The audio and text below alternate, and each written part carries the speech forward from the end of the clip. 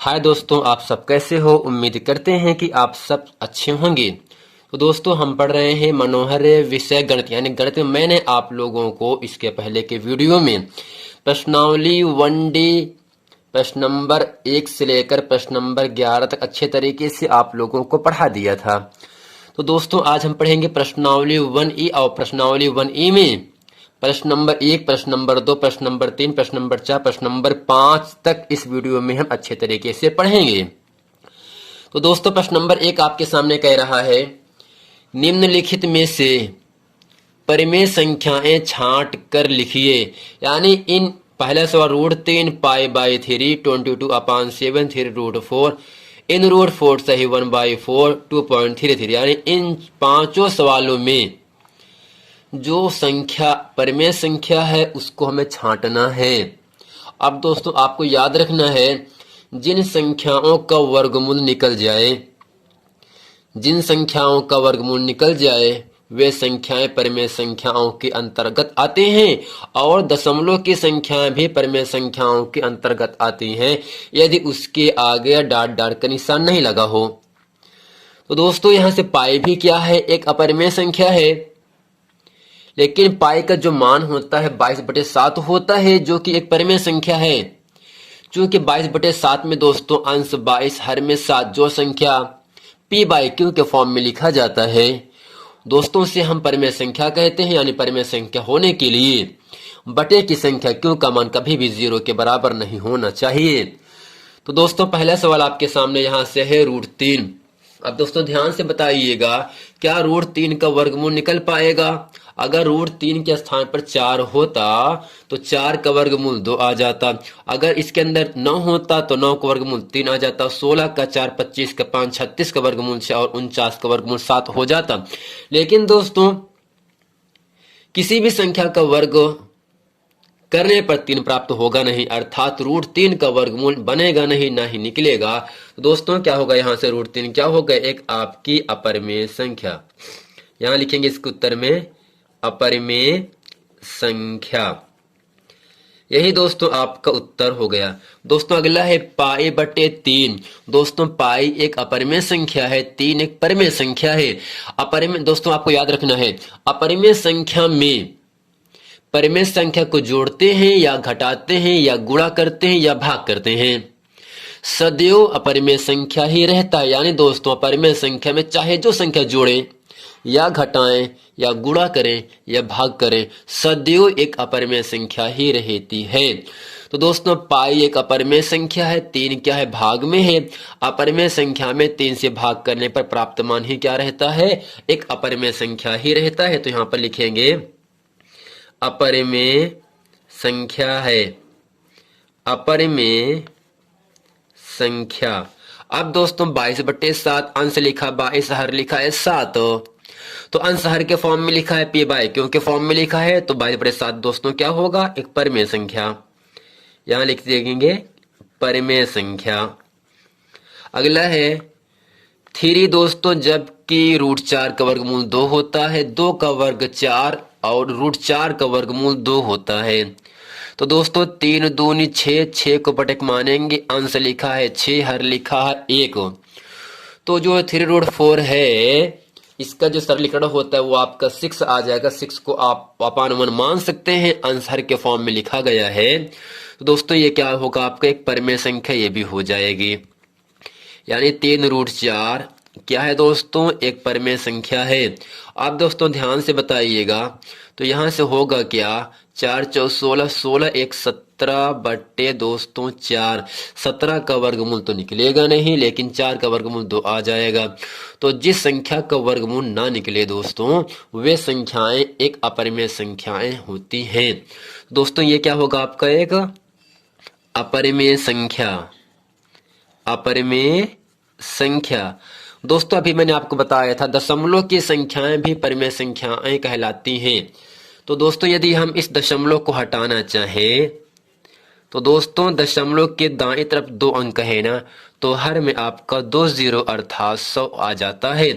तो अंश लिखा है 233 हर लिखा है 100, अंश हर के फॉर्म में लिखा है। तो दोस्तों क्या होगा, आपका एक परिमेय संख्या है। तो दोस्तों ये था प्रश्नावली 1 में प्रश्न नंबर जो 5 प्रश्न कह रहा था। इन पांचों में केवल आपसे परिमेय संख्या छांटना था। परिमेय संख्या है क्या क्या? 22/7 है, 3√4 है, 2.33, तीन परिमेय संख्याएं हैं और 3 दोस्तों आपकी अपरिमेय संख्याएं हैं।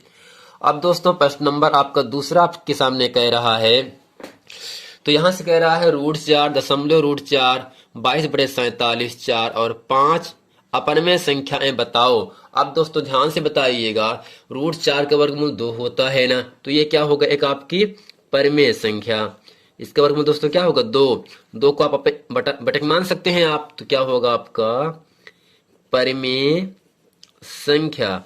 अब दोस्तों ध्यान से बताइएगा, यदि हम इस दशमलव की संख्या को भिन्न में चेंज करना चाहें तो 4 दशमलव के दाएं तरफ केवल एक ही अंक है, 4 है, तो एक 0 से भाग हो जाएगा। तो दोस्तों 4 का वर्गमूल 2 आ जाएगा, लेकिन √10 का वर्गमूल तो निकलेगा नहीं। तो ये क्या हो जाएगा, आपकी एक अपरिमेय संख्या, अपरिमेय संख्या है। अब दोस्तों अगला है 22/47, अंश लिखा है 22, हर लिखा है 47, ये भी क्या होगा, एक आपकी परिमेय संख्या आ जाएगी।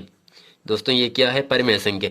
4/1, अंश लिखा 4, हर लिखा है 1, तो क्या हो जाएगा दोस्तों, परिमेय संख्या। जितनी भी दोस्तों प्राकृतिक संख्याएं होती हैं सभी परिमेय संख्याएं होती हैं, यानी सभी प्राकृतिक संख्या और सभी पूर्ण संख्याएं परिमेय संख्याएं कहलाती हैं। 5 दोस्तों बड़े मान लीजिए, तो ये भी क्या होगा, ये भी एक परिमेय संख्या है। दोस्तों इस पूरे सवाल में केवल आपसे अपरिमेय संख्या पूछ रहा था ना, तो सवाल नंबर जो आपका दूसरा पार्ट है, रूट के अंदर 0.4, ये भी क्या है, केवल एक आपकी अपरिमेय संख्या है। बाकी ये और 5 सब क्या हैं, एक परिमेय संख्याएं हैं। अब दोस्तों प्रश्न नंबर तीसरा आपके सामने कह रहा है, √3, 0.0373 √1, अगला है π+4। इन पांचों सवालों में, चारों सवालों में केवल अपरिमेय संख्या आपसे पूछ रहा है। तो दोस्तों √3 का तो वर्गमूल बनेगा नहीं, तो होगा क्या दोस्तों, अपरिमेय संख्या। क्या है दोस्तों, अपरिमेय संख्या है। यही दोस्तों सब क्या होगा आपका आंसर। आप बताइए ध्यान से, दशमलव की संख्याएं तो हैं, लेकिन डॉट का निशान लगा है। अशांत अनावर्ती दशमलव संख्या है ये, तो अशांत अनावर्त दशमलव संख्याएं दोस्तों ही अपरिमेय संख्याओं के अंतर्गत आते हैं। तो दोस्तों ये क्या होगा आपका अपरिमेय संख्या है। दोस्तों √1 का वर्गमूल 1 होता है, 1 को बटे मान लीजिए, तो ये क्या होगा दोस्तों, आपका एक परिमेय संख्या है। क्या दोस्तों, एक परिमेय संख्या है। अगला पाई एक अपरिमेय संख्या, 4 एक परिमेय संख्या। अपरिमेय संख्या परिमेय संख्या जोड़ना एक अपरिमेय संख्या रहता है। तो π+4 दोस्तों क्या है, एक आपकी अपरिमेय संख्या है।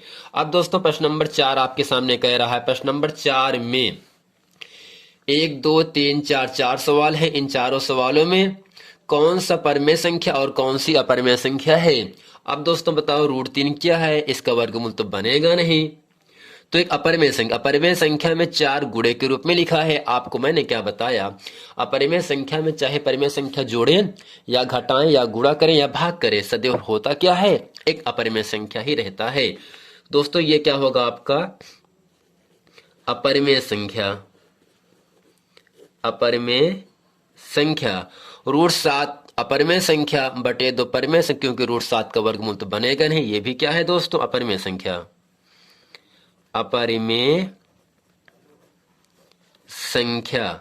अब तो जो अगला सवाल है 5 दोस्तों √4 का वर्गमूल 2 होता है, घट करके आपको मिल गए 3, 3 को बटे मान लीजिए, अंश 3 हर 1, तो ये क्या होगा दोस्तों, परिमेय संख्या। यानी 5 - √4 क्या है दोस्तों, परिमेय संख्या है। दोस्तों अगला आपके सामने है, यदि हम इस दशमलव को हटाना चाहें तो दोस्त दशमलव के बाद केवल 2 अंक है, 0 और 1। दशमलव को दोस्तों हटाने के लिए 2 अंक है तो 2 0 अर्थात 100 से भाग किया जाता है।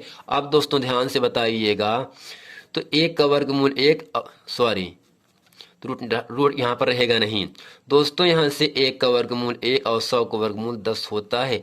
अंश 1 हर आपका 10 है, तो क्या होगा दोस्तों, एक परिमेय संख्या है। दोस्तों सवाल नंबर 5वें में आपके सामने कह रहा, इसमें √2, √3, √9, √15 में परिमेय संख्याएं छांटिए। दोस्तों √2 का वर्गमूल तो बनेगा नहीं, ना ही √2 का वर्गमूल निकलेगा ही, तो ये क्या होगा, आपकी एक अपरिमेय संख्या है, एक अपरिमेय संख्या। √3 भी क्या होगा दोस्तों, अपरिमेय संख्या, इसका जोड़ा बनेगा नहीं, ना इसका वर्गमूल बनेगा, ना ही किसी संख्या का वर्ग भी √3 होता है, अपरिमेय संख्या है। लेकिन दोस्तों 9 का वर्गमूल 3 होता है, 16 का वर्गमूल 4 होता है, 4 का वर्ग 16, 5 का 25, 6 का 36 अर्थात 36 का वर्गमूल 6, 7 का वर्ग 49 और 49 का वर्गमूल 7 होता है। तो दोस्तों 3/1 हो गया, अंश 3 हर 1 तो क्या है, परिमेय संख्या। अब दोस्तों √15 का वर्गमूल तो बना नहीं, ना ही निकलेगा √15 का वर्गमूल। यदि √15 के स्थान पर 16 होता तो दोस्तों 16 का वर्गमूल 4 आ जाता, तो 4 क्या है, एक परिमेय संख्या है। लेकिन √15 का वर्गमूल बनेगा नहीं, तो है क्या दोस्तों, एक अपरिमेय संख्या है। यही सब दोस्तों क्या हो गए, इन सभी सवालों का उत्तर हो गए। दोस्तों उम्मीद करते हैं इस पूरे वीडियो में परिमेय और अपरिमेय संख्याओं किस प्रकार से छांटते हैं, उन सभी संख्याओं को आप अच्छे तरीके से समझ गए होंगे। दोस्तों यदि ये पूरा वीडियो आप लोगों को पसंद है तो वीडियो को लाइक करें, सब्सक्राइब करें और शेयर करना ना भूलें। यदि आप अभी तक इस चैनल पर नए हैं तो इसे आप सब्सक्राइब कर लें, ताकि इसी तरह के आने वाले नेक्स्ट वीडियो आप लोगों तक आसानी से पहुंचता रहे। मिलते हैं दोस्तों नेक्स्ट वीडियो में, तब तक के लिए थैंक यू।